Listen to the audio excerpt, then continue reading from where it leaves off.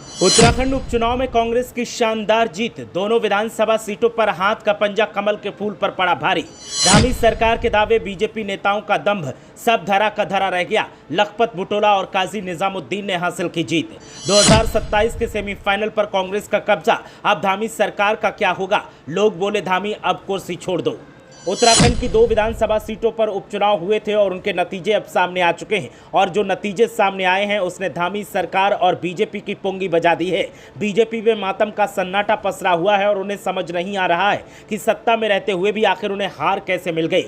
मंगलौर और बद्रीनाथ विधानसभा सीट पर कांग्रेस पार्टी ने शानदार जीत दर्ज की है। मंगलौर से काजी निजामुद्दीन ने करतार सिंह भड़ाना को 449 वोटों से हराकर जीत हासिल की और कांग्रेस पार्टी की बल्ले बल्ले कर दी। तो बद्रीनाथ विधानसभा सीट पर लखपत बुटोला ने शानदार जीत हासिल कर यहां पर बीजेपी की पुंगी बजा दी। बीजेपी ने जिस तरह से मतदान के दौरान मनमानी की थी उससे यही लग रहा था कि कहीं कांग्रेस पार्टी के खाते में हार ना आ जाए, लेकिन कांग्रेस पार्टी ने जलवा कायम कर दिया जब नतीजे घोषित किए गए। आवाम ने साबित कर दिया कि चाहे कोई कुछ भी कर ले, लेकिन अब वो सत्ताधारियों के साथ नहीं है। धामी सरकार को लेकर एंटी इनकम्बेंसी का दौर दिखाई दे रहा था और उसका सबूत अब विधानसभा उपचुनावों में मिल गया है। जैसे ही विधानसभा उपचुनाव के औपचारिक नतीजे घोषित किए गए और बताया गया कि बद्रीनाथ से लखपत बुटोला और मंगलौर से काजी निजामुद्दीन ने जीत हासिल की है, उसके बाद पूर्व मुख्यमंत्री हरीश रावत ने जमकर जश्न मनाया। उन्होंने साफ तरीके से कहा कि जिस तरह से अयोध्या में जनता ने बीजेपी को आईना दिखाया, उसी तरह से बद्रीनाथ में जनता ने आईना दिखाते हुए बीजेपी को बता दिया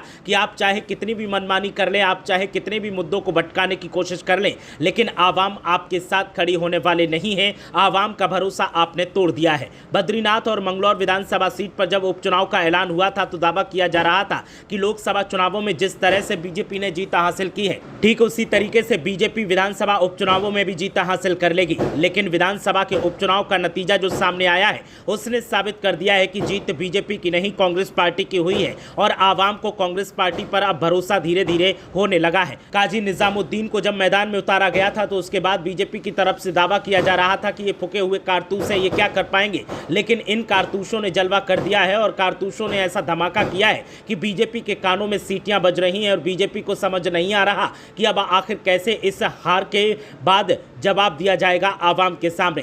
2027 के विधानसभा चुनावों की तैयारी में अब कांग्रेस पार्टी लग गई है और कांग्रेस पार्टी का दावा है कि 2027 में भी हम ही जीत हासिल करेंगे। पुष्कर सिंह धामी को जनता ने आईना दिखा दिया है और पूर्व मुख्यमंत्री हरीश रावत और तमाम कांग्रेसी कार्यकर्ताओं ने अब कहा है कि अब पुष्कर सिंह धामी को कुर्सी छोड़ देनी चाहिए, क्योंकि जनता ने उनके काम पर मोहर नहीं लगाई है। जनता ने कांग्रेस पार्टी को पसंद किया है और कांग्रेस पार्टी को जीत मिली है। ब्यूरो रिपोर्ट, देवभूमि अपडेट।